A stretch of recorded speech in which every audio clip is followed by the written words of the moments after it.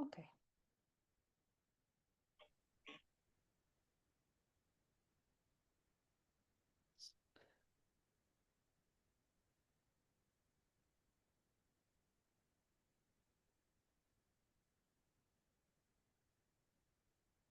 Yes.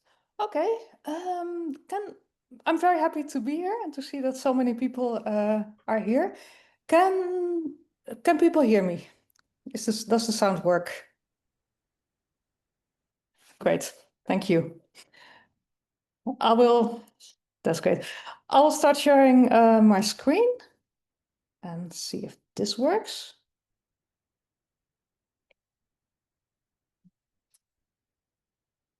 Yes.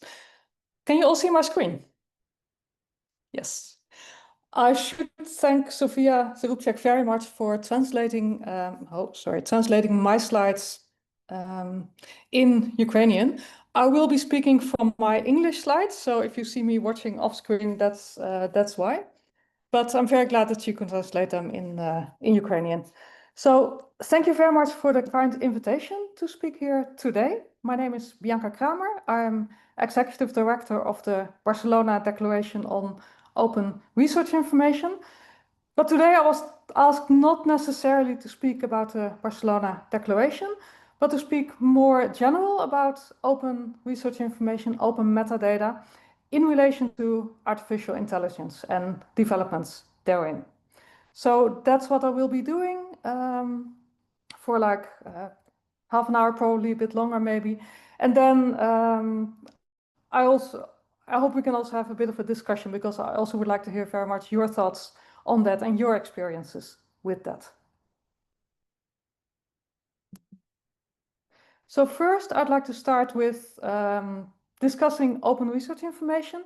What do we mean at the Barcelona Declaration when we talk about open research information, and why do we think it is important? So when we say research information, we really mean bibliographic metadata.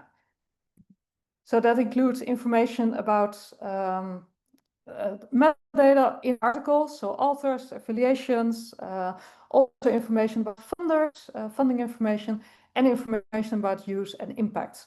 So this is not research data as in data sets that are a product of research, but it's really the information about articles, about data sets, about researchers, about institutions. And why do we feel that this is important information? It's information that's used in a number of different ways. It's used in decision-making around strategic priorities, funding decisions, distribution of resources, and evaluation of researchers and institutions.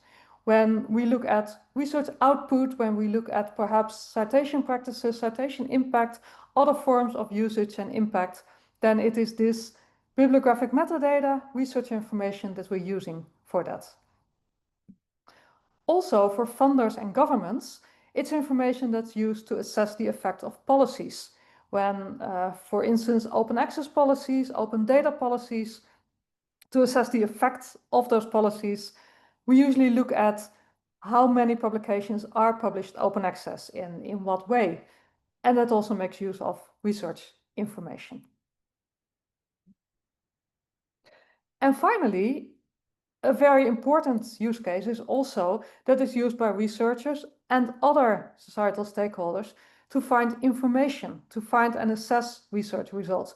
When you use a bibliographic database, when you use a search engine, then it's the research information that you use. It's the metadata of publications that included in those systems. So why do we think it's important? Do we feel that it's important that this information is openly available?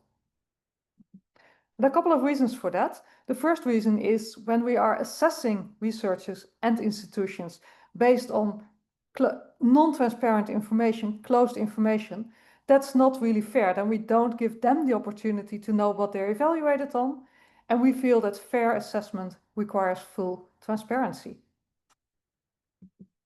And also when decisions are based on information that is biased, for instance, information in closed databases like Web of Science and Scopus, that's biased against, it's well known that it's biased against non-English literature, it's biased against non-Western output, it's biased against social sciences and humanities, because those publications, that output is often not included in those databases.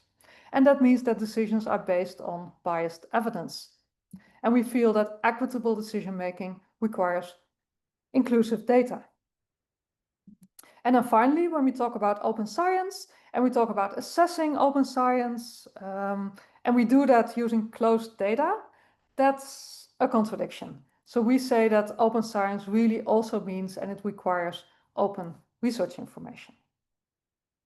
And that's why the Barcelona Declaration is advocating for open research information and working together with funders and universities to increase the amount of research information that's actually openly available. And that research information is found, for instance, in bibliographic databases, data repositories, software archives, institutional repositories, quiz systems, so also within institutions. And just some examples here on the left, PubMed, Scopus, Web of Science. And Scopus and Web of Science, of course, are the closed examples here. And increasingly, we see the role of AI in those systems, both in filling those systems and in using those systems. Just as one example, about a year ago, I think a little bit longer, Elsevier introduced Scopus AI as an additional user interface over the Scopus database, where you could not just search in Scopus, but ask questions and then get those questions answered through generative AI. This is one example of how AI is finding its way into use of research information. And that's what I really want to talk about in the rest of the presentation. So when we talk about AI and metadata, I think there are two ways, at least two ways of looking at two aspects of that. And the first is that there's an opportunity for automated extraction and enrichment of metadata. So for collecting metadata. And that's where artificial intelligence, including generative AI, can play a role. And secondly, there's the use of metadata for large language models as training for large language models, and therefore also as use in generative AI applications. And we just saw that in the example that I gave of Scopus AI, which is really a generative AI application on top of a bibliographic database. So there are two very different use cases, and I think both of them have to do with the use of metadata, and both of them I would like to show some examples and say a little bit about what could be the potential pros and cons of that. So when we talk about the opportunities for automated extraction and enrichment of metadata, this is something that has been happening already before the big rise of AI, generative AI. For instance, OpenAIRE, the European organization that is producing a research graph and bringing together a lot of bibliographic information, a lot of metadata, they are harnessing the power of AI. And what are they doing? Two things that they're doing that's specifically relevant here are on the left of this figure. They are using AI to enrich metadata, so to extract information from full text and thereby enrich the metadata, and also identifying relationships. So making connections between authors and publications. And that's nothing new. That's what's being done if you make a bibliographic database, if you collect the data. But AI makes it possible to do that quicker, to do it richer, maybe to discover connections that would otherwise not have been found. So that's one way that OpenAIRE is using that. And I should say here that in this case, AI is not necessarily generative AI. This can also be machine learning, other ways of using AI. Another example is OpenAlex. They use also again models machine learning in the construction of their database. And one example is the assignment of topics to each research paper. The way they do this, and I won't go into detail, but if you get the slides, all the images are linked on the slide, so you can go back to the underlying information. But they're using a model and applying deep learning to that to assign topic classifications to articles. Also using artificial intelligence for that. And my final example is about publishers who are increasingly using AI also in their publishing workflows. This is a schema that we used in discussion with publishers about where do the metadata come from. And there are basically two ways in which publishers can retrieve metadata. The first one is when you submit an article and you have to fill in the submission system. You have to type in the name of the author, the orchid of the author, if possible, the affiliation. That's all entered by the author in the submission system. That's one way of doing that. That's sort of indicated here on the bottom row. And the other option is where publishers extract that information from the full text. And then you don't have to supply it as the author, but the publishers extract it from the full text. And increasingly, publishers also use AI for that. And just two examples of developments in that sphere are submission systems where the publishers are not even asking you anymore to enter that information yourself. You just upload your manuscript, and this is a new submission system from Wiley Research Exchange, REX it's called, where you just drag and drop your manuscript files and the system scans the manuscript and extracts the key information. It still asks you to verify that. That's nice. And then it gets go through the system. And the response from authors here is quite positive because it saves them a lot of time manually entering that information. And I'm so sorry. That's, as I said, all the slides are linked. And that also means that I now clicked on that. I will not do that anymore. But I want to show you another submission system, this time from Springer Nature, that is doing something similar. They've also developed this in-house, and they also use AI to automatically extract information, metadata from the submitted manuscripts without asking authors to manually enter that. So that's another way in which AI can help to collect and enrich metadata.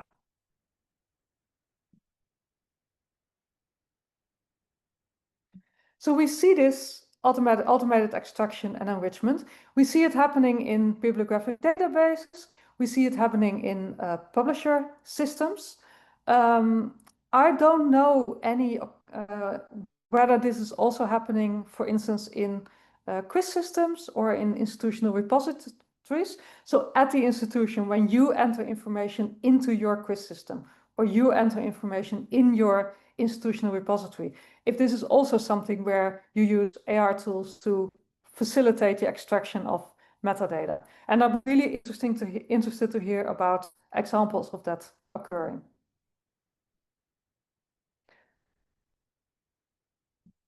I think a couple of questions to ask here. It's no doubt helps improve efficiency. It also helps lower the burden on human resources. So specifically for filling repositories and getting all that information complete, it could save just a lot of effort, a lot of human labor. So that could be, it could improve efficiency.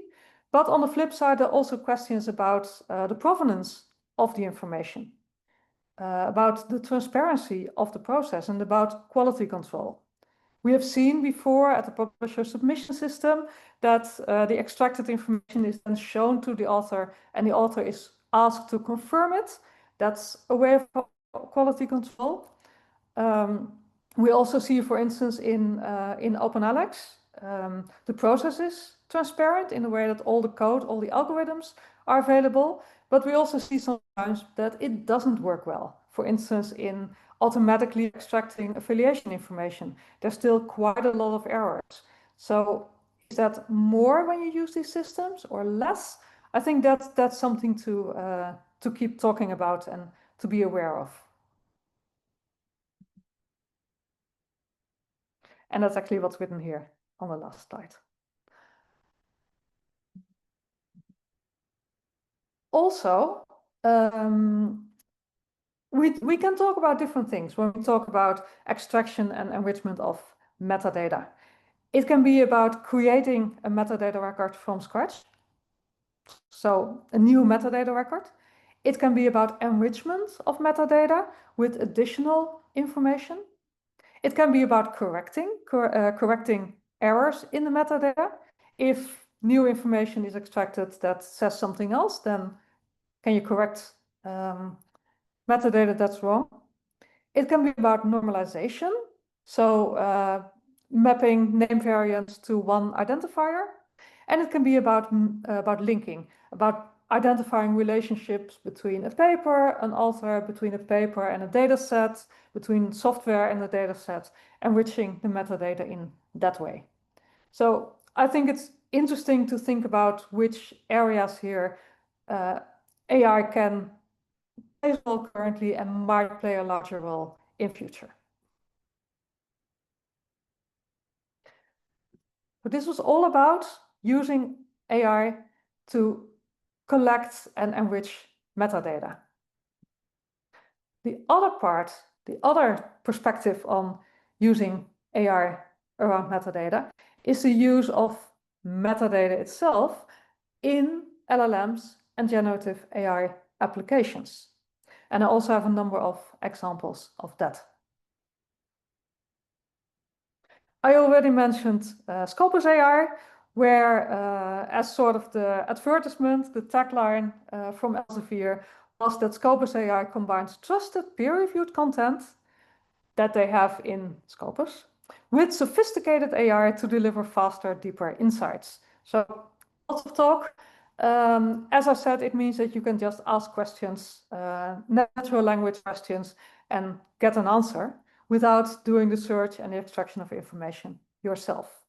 And importantly, this is done on the basis of the metadata in Scopus. It uses the metadata in Scopus as the source of information and then has an AI layer on top of that.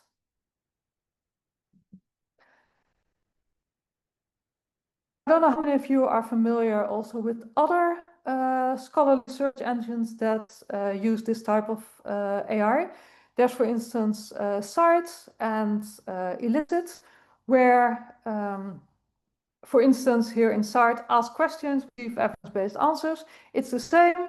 It uses metadata as source material and then uses AI on top of that to get natural language questions back when you ask it a question. Elicit is another search engine, another platform for scholarly search that uses AI. Again, all those taglines, I found this one really interesting. Helps researchers to be 10 times more evidence-based. I don't know what 10 times more evidence-based means, but it sounds good. But it's basically, again, a scholarly search engine using AI. And actually, Elicit also uses something that's called retrieval augmented generation, where it searches sort of in the normal way to get a list of potential sources, and then it applies generative AI on top of those sources to generate an answer to your question.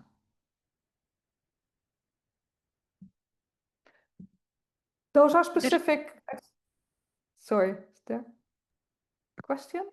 No. So sorry. Continue. Please continue. Sorry. Okay. Yes. Good. Hi, Sophia. So these were examples of scholarly search. Of course, we also have generative AI in general search. For instance, ChatGPT as just the chatbot that you can ask questions and get answers back, or Perplexity, which is more like my previous example of Elicit, where you can ask a question, it gathers sources and then generates an answer based on those sources. Important here is to what extent also these more general search engines are using scholarly information as part of their source material. So to what extent are the answers that you get theoretically based on scholarly information? And that's the link also for general search engines with, again, research information and metadata lies. Because these engines are growing in popularity, and that also means that it becomes very interesting for publishers to license their content to AI companies to train the large language models that are needed to power these search engines.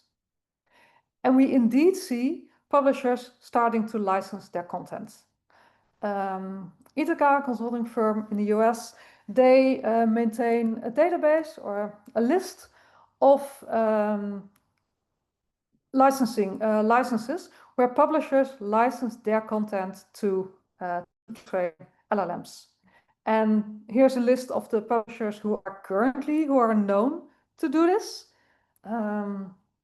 And you can click through to the link and look at this spreadsheet for yourself.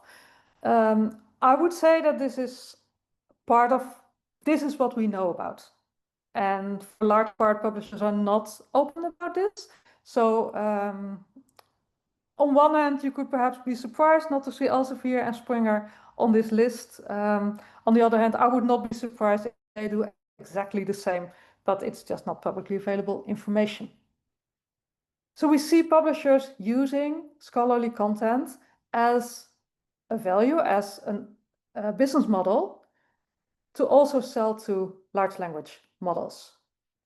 And that's potentially a problem for open research information, because it also means that publishers will be less inclined to make that same information openly available. We already see that to some extent. For instance, Elsevier took a long time to make the citations open because they had Scopus as a business model that used their citation information. So it was not in their interest to make the same metadata openly available. And I think you can see the same now, maybe even at a larger scale. It's not in publishers' best interest to make metadata openly available, because if they don't, they can sell it to AI companies and make more money from it. And this is not just me being pessimistic. What we have been seeing in the last year is, for instance, publishers actively taking down content from databases. So not just making their own metadata openly available, for instance, through Crossref, but also really going after databases that have that content openly available and asking them to take it down. In this graph, this is about abstracts, which are specifically interested, of course, for large language models, because you can get a lot of information from that. Even if there's not full text access to the article, the abstract is a good source of information. And what we see here is the colored dots, the blue and the orange one, is the percentage of articles that have their abstracts openly available in Crossref, the open infrastructure where publishers deposit their metadata. So this is the colored dots on the bottom, is what publishers themselves make openly available. The gray bars are additional content that OpenAlex, in this case, has. So the publishers on the left side, they don't make their abstracts openly available themselves. OpenAlex has been able to extracted that information, including from landing pages, has made it openly available. So there's a much larger percentage of abstracts that are available in OpenAlex that's not available as metadata from the publishers themselves, at least not in Crossref. And what has been happening is that first Springer, no, I should say first OpenAlex removed abstracts from non-open access articles from Springer Nature. And you can actually go to the GitHub repository. That's the beauty of open science. You can actually see where that change was made in the code. That was about 2 years ago. And then last year, Elsevier also, the same happened for Elsevier.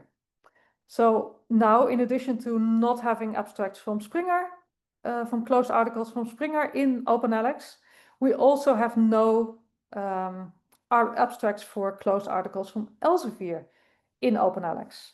And this is an image from before that change. And if you would look now, then you would see that about 80% coverage of abstracts has dropped down to, I think it's less than 20 now. It should be about 15. So there's really a loss of open information in OpenAlex. And there's a blog post from Aaron Tay that I also linked that also discusses this, that the effects of that is that not only OpenAlex doesn't have that information anymore, but also other services that use OpenAlex, for instance, to train LLMs on, they also don't have the information about the abstracts.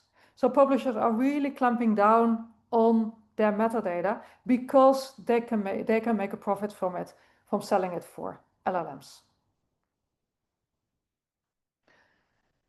So that's one issue where I think the use of LLMs can be a threat to open scholarly information. There are other ways, there are other aspects to this as well, other developments. One thing that we've also been seeing increasingly and been hearing from open repositories, including institutional repositories, is that they're being profoundly impacted by AI bots and crawlers. And to the extent, and this is linked to a survey about repositories, that they're being crippled and they cannot function and they have to shut down and restart. It's really impacting their functionality. And I should emphasize that these are open repositories. These are systems that make their data openly available. So it's not that they object to the harvesting. They want the data to be used, but it's done in a way that's threatening their functionality. So that's also an issue. And there's now also a task force that is talking about ways to combat that. And the bad thing is that this might result in these databases being less open and being more closed to protect from that extensive harvesting, thereby making the information less openly available for all kinds of other actors. So that's one way how providers respond. We also see, for instance, OpenAlex, that's also being harvested for large language models extensively. They recently put up an API guide for LLM agents and AI applications, where they list a number of measures that can be done to make that harvesting less hard on the systems. So they're not saying don't use our API because it's open and they want their data to be used, but they're saying if you use our API for automatic harvesting, use it in such a way that it's not such a large strain on the system. And they've got a number of listings.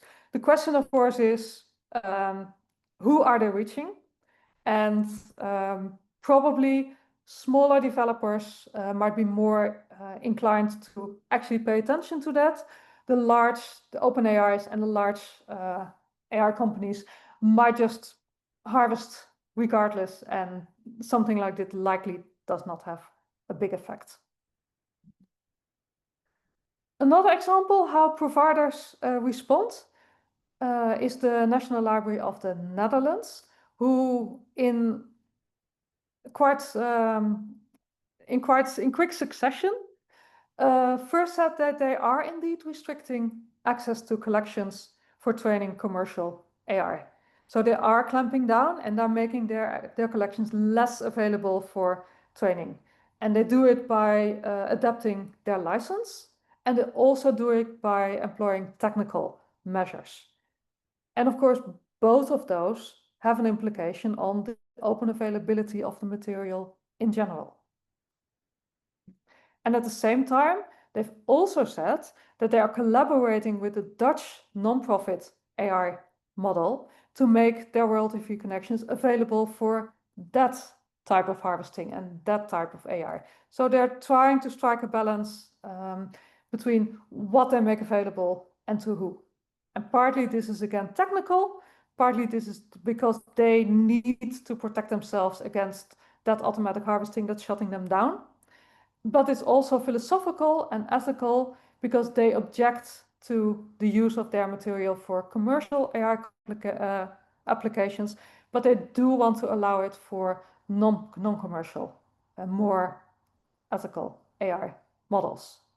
So that's how they are positioning themselves in this landscape. And I think that illustrates the questions that a lot of providers are struggling with at the moment, and also researchers for that matter, and libraries and other information specialists. How do we feel about the use of scholarly content in AI and the way that it is obtained?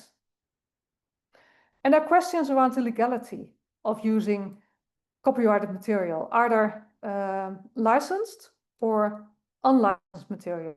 Can you use licensed copyrighted material for training? Can you use it for producing derivatives? Or can you not do that? Should you not do that? And is there a difference between using it for training and using it for derivative material, for publishing the results of what an AI application does with it? Think, for instance, about translating abstracts. Is that allowed usage, even if the abstract itself is copyrighted? What are the applications of various Creative Commons licenses? Can you use CC BY material if you ingest that in bulk, then use it, and then maybe produce results of it that are not directly tractable to the original material? Can you do that under a CC BY license? What do various legal frameworks mean? In the United States, there is the fair use that allows certain uses of copyrighted material. That could enable use of scholarly material. Oppositely, in the European Union, we have the sui generis database right that says that even if material itself is not copyrightable, if you collect a database, you can still put legal restrictions on the use of the database as a whole. So that could restrict use by AI. So those are more technical and legal, but I think there are also more overarching philosophical questions. How do we feel about the use of scholarly material in commercial generative AI tools? If we say that we make our articles available CC BY, meaning it allows commercial use, but then do we then object to the use by commercial AI? And is that reason to maybe put a stricter license on the material as an author, maybe, or as a publisher? Or as the opposite, is there the public benefit of using high quality scholarly information? And should that be a reason to not object to harvesting of material for AI? So I think these are all questions to discuss. And I think I used to work in a library, and from that perspective, I also see that happening in discussions with researchers. Then the whole discussion about what to make open under which license is now also very much colored about what does that mean for the use of my material in AI applications? And do I object to that, or do I want material to be used in that way?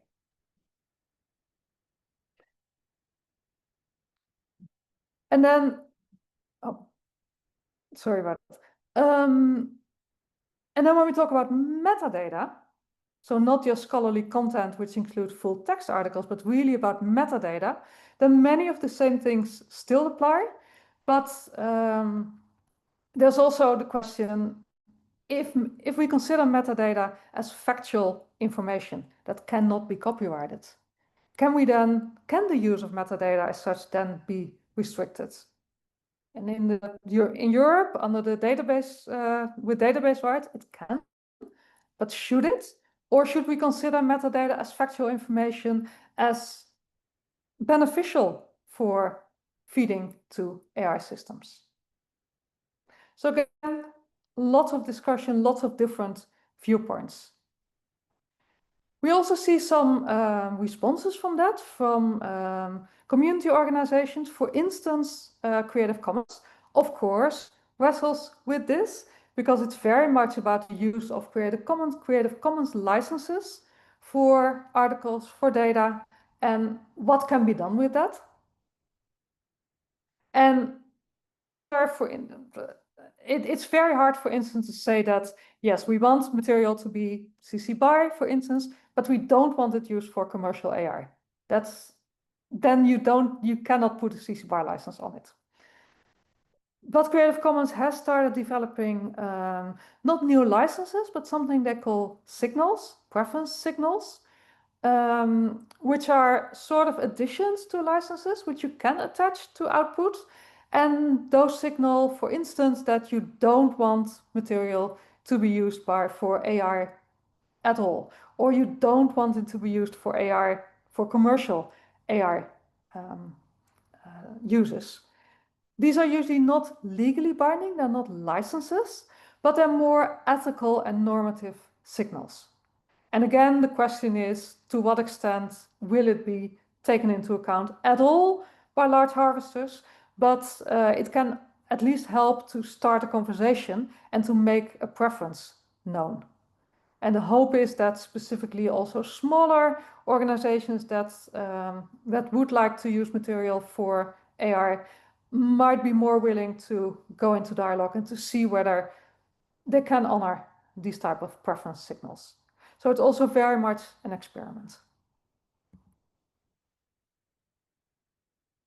And then finally, famously, OpenAI behind ChatGPT has said at some point that it's just not possible to train an AI, to train an LLM, and to have a generative AI model if you don't use copyrighted content.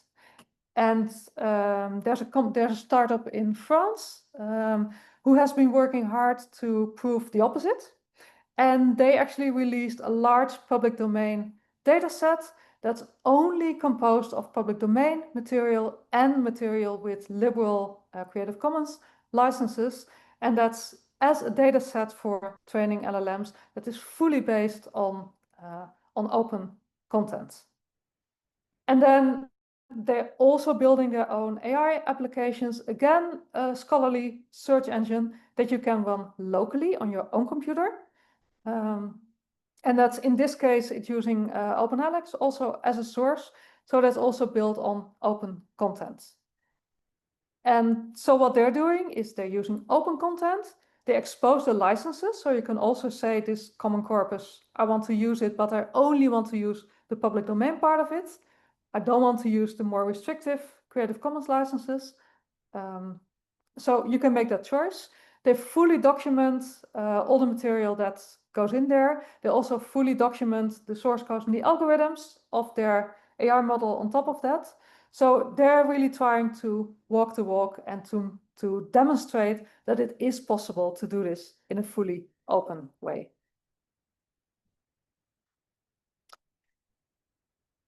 And that finally brings me back round to the Barcelona Declaration, where we advocate for open research information. And I've given you some examples of why we think it is important to have open research information. And we can now add a couple of arguments for that, or at least a couple of perspectives that come into play. And that's also the economic value of metadata. And is that a reason not to have them open? Or is that a reason to be extra strong in insisting that these data are openly available and that they're not enclosed and that they're not retracted because the publishers can make more money of it? It's also about digital sovereignty. Who owns the information? As a university, for instance, or the National Library in the Netherlands, can we say that we want to restrict our material that's otherwise open, but we do want to restrict who we make that available to? And there's a question of trustworthy AI. Does AI become more trustworthy if it is also fed with scholarly content and if scholarly metadata is made available to the AI models? Does that improve the quality of the models itself and the answers you get? And should that be an argument to be in favor of making open metadata available for AI? In general, in the Barcelona Declaration, we are really, you could say, strict in what we consider open research information. At minimal, we think open research information should be free to access and free of restrictions on reuse. And ideally, it should also apply to the FAIR principles. That can be at odds sometimes and in conflict with maybe wanting to restrict the access of information to certain players or to certain applications. But in general, I think when we look at the two uses of metadata in AI, so opportunities for extraction and enrichment of metadata and the use of metadata in LLMs and generative AI applications, I think that there are both risks and opportunities for AI and open metadata, but I am positive on this, and I would say that there are more opportunities perhaps than risks, but we should definitely be very careful about the risks and make sure that we don't inadvertently enclose metadata in our attempt to make them available for all types of applications. That's what I wanted to share, so I thank you for your attention. And as I said in the beginning, I also would like very much to hear your opinions or your own experiences in this area. Thank you very much, Bianca. Thank you very much. Sorry for unexpected technical issue in the beginning. Доброго дня ще раз. Вибачте за непередбачувані технічні проблеми. Наш семінар записується, потім ми всім розішлемо україномовний, англомовний варіанти кожному, хто зареєструвався. Якщо у вас є питання до пані Б'янки і потрібна допомога з англійською, я допоможу вам перекласти.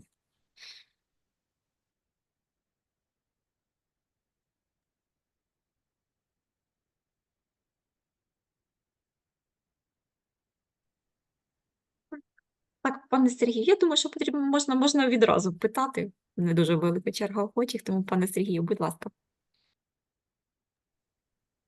Дякую.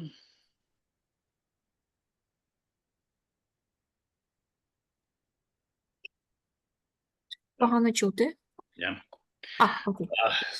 Thank you, Bianca, for this fun, amazing presentation, and it's really a good idea to prepare this event for Ukrainian academic community. So my question is how do funding agencies, especially in Europe or especially in Netherlands, respond when academic publishers restrict the openness of metadata, despite their public support of open science initiative? If we keep talking about FAIR APC, about Plan S, and the importance of publishing is appropriate or open journals. Why, in the same time, why isn't there stronger or more systematic pressure on academic publishers who remove or hide metadata from open access? Is this due to a lack of, I don't know, awareness among research managers, or maybe as some deeper institutional or financial barriers at play role in this process nowadays? Yeah, I think it's a great question. I've also asked myself that. Still, every time I show these data about the abstracts in OpenAlex, it's news for people. Also for people who I think it should not be news too. So there's definitely an awareness thing. And I've also been surprised at the lack of outrage on that part. On the other hand, there is the extent to which funders, but also institutions, require open metadata as part of their contracts with publishers. And we see some movement in that. We've seen some funders do that. For instance, the Plan S funders have required it. It may have played some role in the growth of citations, maybe not so much. But one thing we're doing in the Barcelona Declaration is to try to put that on the agenda as being included in publisher negotiations. So we currently have a task force together with OA 2020, where we try to get open metadata as a part in publisher negotiations. And I think your question still very much stands. To what extent, what priority will people give to that? What priority will funders and institutions give to that? Or will it, at some point when there's a question about money, will it be like being let go as a requirement? But at least there is growing interest from institutions to also think about that in the context of publisher negotiations. And we'll have to see, because I see you looking skeptical. I share that skepticism to some extent, but I also think it's good that it's being talked about more collectively and put higher on the agenda. Yes, but if about a negotiation with publisher, or it's true only for have the transformation, agreement, or for example, if who pays only for access to access for full text. So we do not have any chance. What Barcelona Declaration says for this situation without transformative agreement? I would say yes. It should not be just because it's included in negotiation, because that would mean that only if you pay for it, then the metadata for your publications will be made openly available. That should not be the case. So it's just one area where we're having action, but we're also advocating, and we're having discussions with publishers also about them just making metadata openly available. And it's also interesting to look at that from a technical perspective, like what is sometimes their technical reasons not to. And we're trying to also have the conversation about, but if you can do it, but you still don't, then why is that? And try to convince publishers in that way. It's a slow process. So we're not just focusing on the negotiations, because we don't want to make this a monetary exchange. But if I correct understand, not librarians or data stewards, first of all, but governance, need to include this point, different law and commercial. Thank you very much. Yes. Можливо, у когось ще є запитання, доповнення, коментарі?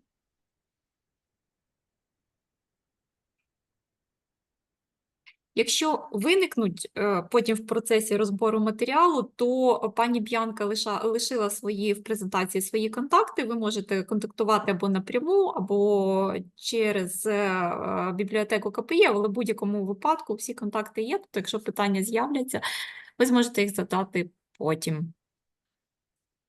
So, if we have any question or comments, you leave your contact email, and after our presentation, after our webinar, we will, maybe our participant want to ask some question, leave the comments, so